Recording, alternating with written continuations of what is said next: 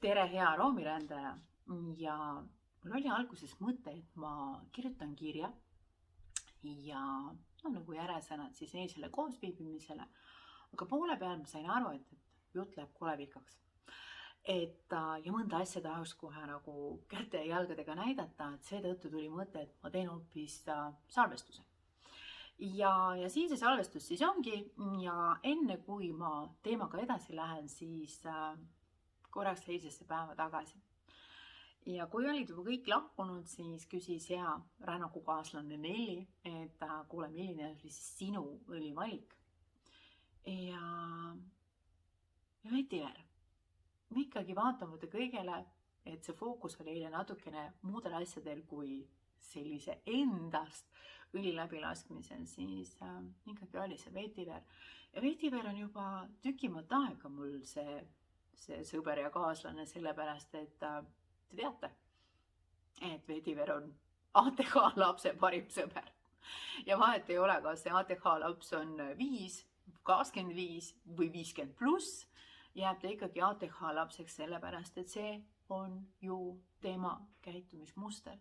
See on tema ellujäämise strateegia, olla multitasker, olla kõikjale igal pool, olla see kõik ainsus, kui selline sõna eksisteerib. Nii et ikkagi vetiver. Ja selles mõttes ta on tõesti selline anti-multitasking õli, sest ta justkui nagu peatub selles hetkes. Ta on ääretult aristokraatlik õli. Kui sa tahad siis kuulelda sõna aristokraatlik tähendus, siis avaneb sulle vetiveri sisu nagu täies hiilguses. Aristokraatlik, see tähendabki seda, et sa naudid nüansse. Sa näed neid pisemaid detaile, neid maitse selliseid alatoone, lõhnade nüansse, suhte nüansse, suhtluse nüansse. Et sa täidad ennast nagu sellise hästi sisutiheda ja kvaliteetse teabe energiaga.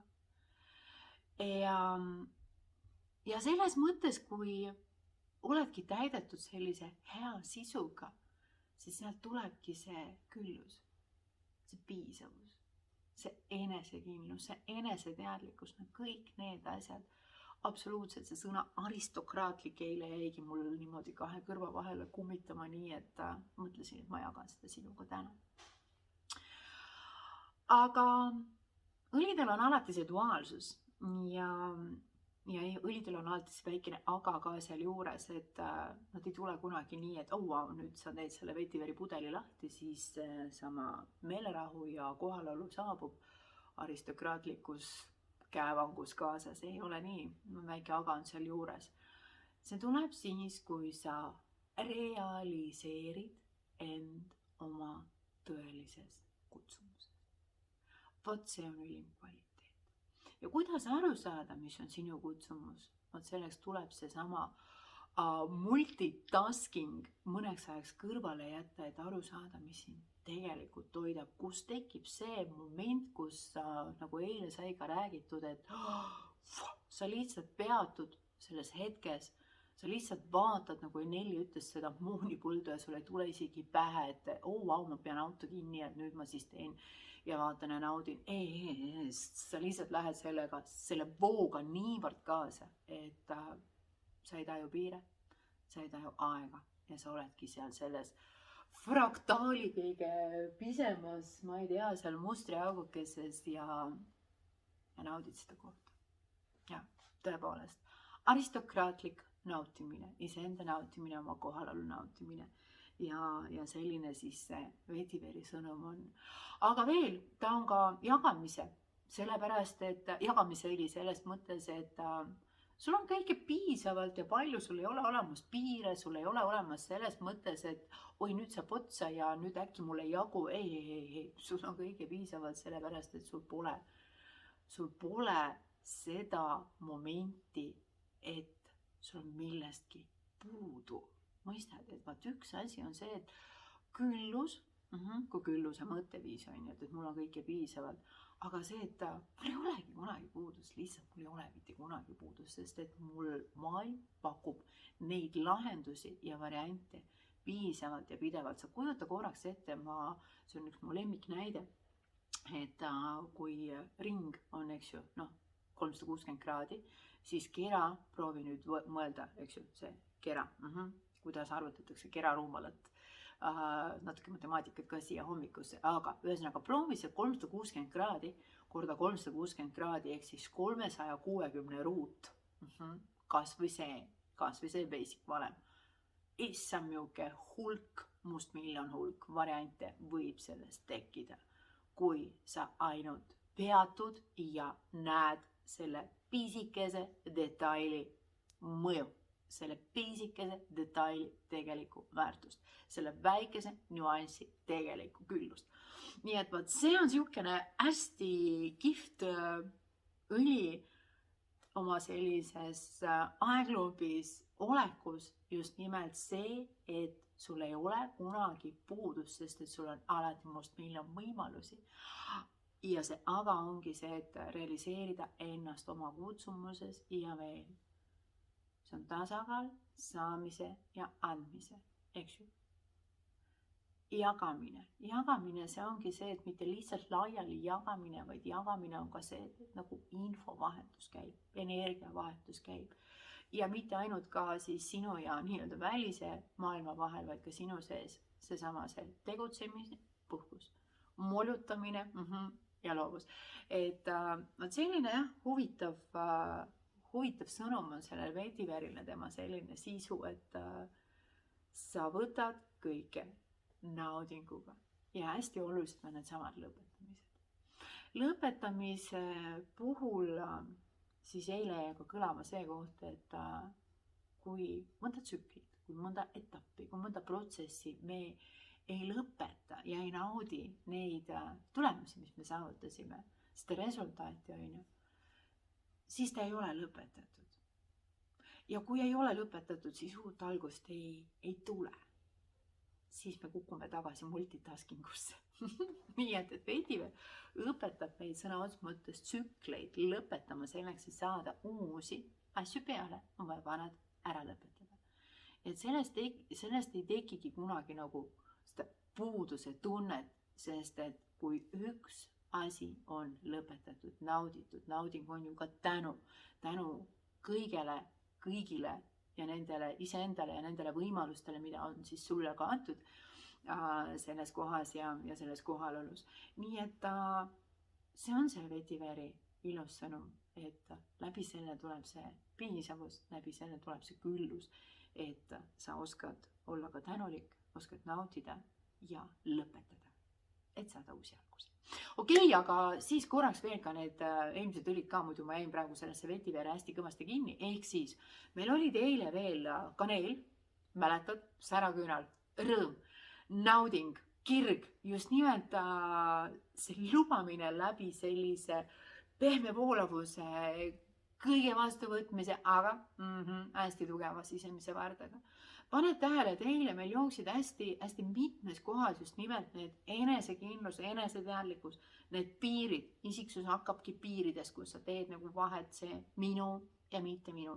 See tsitruseliste sõnum, just nimelt see bergamot eile meil oli siis ka kaadris selles mõttes, et ta tulebki just nimelt seda piiritletust sulle nagu kohale tooma, aga ta on ka optimist, ehk ta on avatud uuele, teades väga hästi, mis teda toidab ja mis mitte, ehk minu ja mitte minu. Et jällegi seal on hästi tugev selline potentsiaal. Ja siis meil oli Basilik see sõnnikulugu, sõnnikulugu heas mõttes, see ilus lause, mis siis kõlama jäi, ma täitsa kaifisin iseenda ütlust, et jõuetuna sa jõukust ei loo, ehk kehatasand, keha on alguspunkt ja tema baasvajadused tuleb ära rahuldada ja Basilik tuleb siis seda meelde tuletama. Sest kui sa oled jõuetu, kui sa oled väsinud, kui sa oled kurnatud, siis hirmud on alati sinust tugevamad. Ja siis on see mõõgaga samurai, et kes absoluutselt niidab need kõik takistused ja kõik sellised umbrohu ja kõik selle, mis sind mitte lihtsalt ei toida, vaid sind ka segab, ja ei lase sul olla loov just nimelt sellises oma potentsiaali nagu realiseerimises, just nimelt potentsiaali realiseerimises loov. Ja sidronein tulebki kõikide nende prügimustrite ja asjadega võitlema jälle väikese agaga. Mitte sidronhein ei võitle. Ta annab sulle mõõga ja ootab sinu käest tegutsemist. Hästi selline just nimelt ruumi ja loovuse looja läbi piirangute äravõtja aga sinu enda kätte.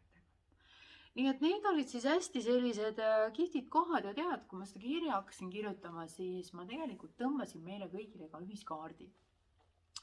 Ühiskaardi ehk siis kuhu me siis selle energiaga või mis on see täiendav selline vägi, power, ressurss, mida me siis saame kõik koos kasutada. Tead, see oli salvei. See oli salvei ja ma ei kujuta ette, kuidas siis ta nii täkkesse tuli ja salvei on minu jaoks selline reeglite rikkuja. Ta on siuke piiride ületaja, sellepärast, et ta tõstab sind üles ja sa näed asju nagu suures plaanis, nagu tervikpildina ja siis nagu ongi see koht, kuule, mis mõttes, et siit ei tohi käia või nii ei tohi teha.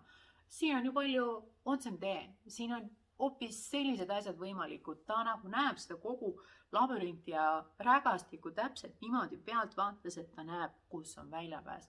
Ei ole mitte nii, et sa oled probleemiga nagu seinaga silmitsi, vaid sa näed seda kõike suures plaanis ja sa näedki neid shortcut'e ehk siis neid õigeid ja lihtsamaid, võib-olla lihtsamaid, ütleme siis nii, neid teid, mis ei ole nii ressursimahukad, mis ei võta sult nii palju jõudu ja sellist sooritusväge, et ta aitab sul neid asju näha. Reeglite murdja, mustrite murdja, mõttemallide murdja. Ta on tõeline siukene transformatsiooni õli, just nimelt muutumise, sellise ülemineku, ümberkujundamise õli ja minu jaoks ma olen salve kohta öelnud, et ta on siuke fraktaaliõli, et korraks jälle nende fraktaalide juurde tagasi, miks ma ka nende taustal istun, ongi see, et salveiga sa saad nagu minna selle mustri sisse, on ju. Et nähes korraga nii detaile, Vetiväri lugu, kui ka seda pildi tervikuna. Ja kui sul jäi meelde, et selle fraktaali juurde käis üks hästi oluline sõnum. Sõnum oli siis see, et kui sa teed täna selles kohalolus, kas või kõige pisema muudatuse, Vetiver koos tema 360x360 kraadi. Ja ka see kõige pisem muudatus kujundab kogu sinu fraktaali ümber nii ettepoole ehk tuleviku kui ka mineviku osas, sest et me ju tassime endaga tihtilugu kaasas kõike seda minevikku, mis meid enam ei tooda seda ballasti, seda mõttetut on ju see, mis tegelikult ka stand-by režiimis ju ilgelt kurnab sind, kasutades ära sinu energiat, sest mille arvelt ta eksisteerib, mille arvelt ta sinuga kaasas käib, sinu energia. Ja võt siis neid kohti aitab salvei sul nagu mõnusa kergusena näha, mõnusa kohaloluna näha, et see ongi ainult situatsioonide lahendus, mitte suure probleemi ees nina vastu seina seistes. Ja fraktaalide visualiseerimise juures, et mulle meeldib nendega teha tööd. Mul ei olnud varem sellist tööriista nagu sõna otseses mõttes visuaalne fraktaal, ehk siis tema selline kehastus, kas siis pildina, kas siis sellise valguspildina, mis võib-olla veel aitab sul ka välja valgustada konkreetsemalt, kui visualiseerimine on natukene raskem ülesanne sinu jaoks, siis fraktaal ongi nagu see tööriist, millega sa saad mõnusasti minna teinekord sinna protsessi, kas siis koos salvei või mõne muu abilisega või mitme abilisega.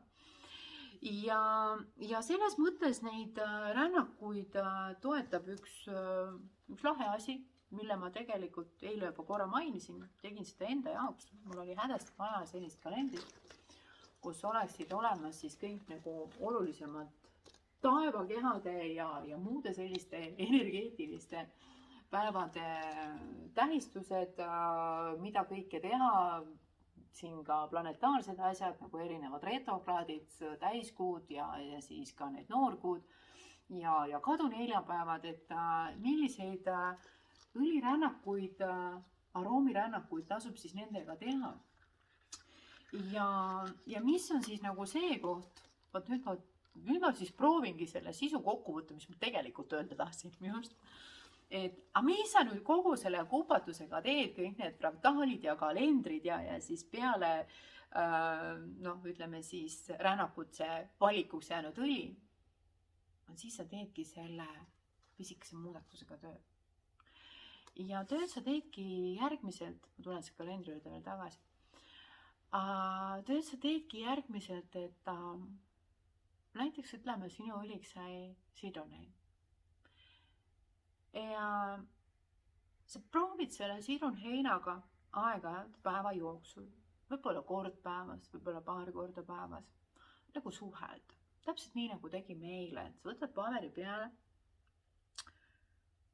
loed seda infot ja sellises segamatus vaikuses proovid tabada, mis tunded sul tekivad. On see raev? On see rõõm?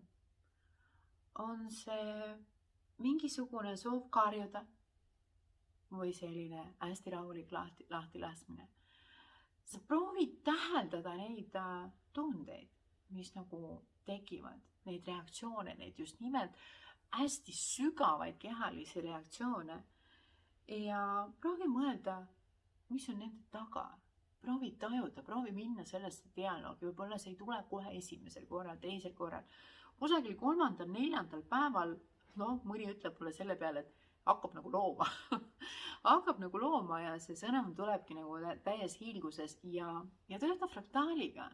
Sest mida rohkem me saame minna ära siit, just nimelt selle pärdiku juurest, kes proovib oma sõbranna loogikaga meile miskit ette öelda, midagi ära rääkida.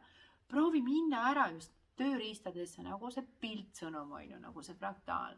Võib-olla see koos aroomi sellise infoga.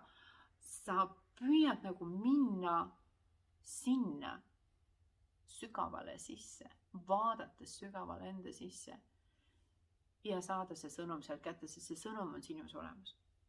See teadmine on sinus olemas, meil on kogu info meis olemas, meil lihtsalt on see fail kinni. Ja kui me aeg-ajalt proovime, tuleme tagasi selle sama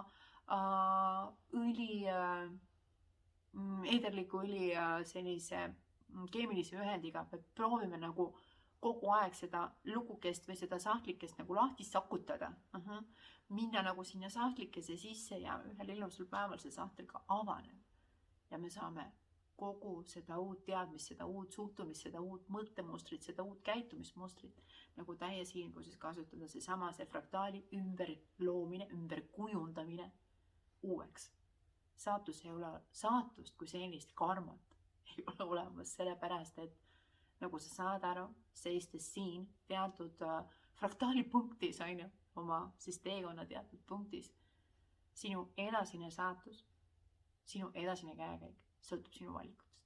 Nendest valikutest, mida sa teed täna, siin ja praegu. No nii, ja siis tagasi korra kalendri juurde, et nii ongi, et kui sa oled siis välja valinud siin rännates, siin on need soovitused ja kõik õpetused juurde antud, siis sa teedki mõnda aega selle õliga tööd ja siin ma tõin ära siis erinevate aroomigruppide mõningate õlidega tähendust või nende sõnumid. Ja kui näiteks sind jaanuarikuus, siin erinevad rännakud läbi tehes, kõnetas mõni õli mõnest grupist, siis sa lihtsalt vahetad pilti, jaanuar jääb ette, pilt on uus, uued õlid, või sind kõnetas hoopis, ma ei tea, mõni asi siit, no vaatame, mis siit, pane tähele, vetiveri pilt tuli ette. Ja selles mõttes kuu jääb samaks, õlid on teised, valikud on siin teised ja siis sa lihtsalt teedki selle õliga tööd, mille su nina välja valis. Ära kasuta sõber pärdikut ja sõbranna loogikat. Ei, mitte see, et see õli annab mulle seda. Nii see ei tööta. Töötab see, kui sa teed rännaku sõnas mõttes läbi nuusutades, see õli, mille sa valid, ja vot siit see sõnum jääb sulle ette ja sa teedki sellega võib-olla nädal, võib-olla paar tööd, sest et siis tuleb järgmine rännak ette. Ja tead sa mis, ma arvan, et pikk jutt on seesamune S-jutt, nii et ma olen tähtsad asjad nagu ära rääkinud, ülejäänud asjad sa leiad lingid ja igast muud kasulikku info leiad siis kirja seest, aga minu sõnum on sulle hästi lihtne. Väike muudatus, väike toetus ja tule alati rända meiega koos, sest et just nimelt sellises ühisruumis, nendes ristpeegeldustes loob palju rohkem, loob palju vägevamalt ja loob kergemalt, mis on hästi oluline, sest üksi olles me tõepoolest teinekord ei taba, ega saagi tabada, ega saagi näha, aga mõni teine meie kõrvalt on võimeline või isegi mitte võimeline. Kui teine meie kõrval avab end ja jagab oma kogemusi, siis teinekord me tabame, issand jumal, see oligi see, mida minul oli vaja. Nii et jälgi infot, küsi infot, ole aktiivsem, sidrunhein, eks ju, ja kõik õlid tegelikult eeldavad seda, et mitte sa ei jää ainult selle pabeririba juurde külge, paberiribaga nina küljes siis molutamast, vaid asud ka tegutsema.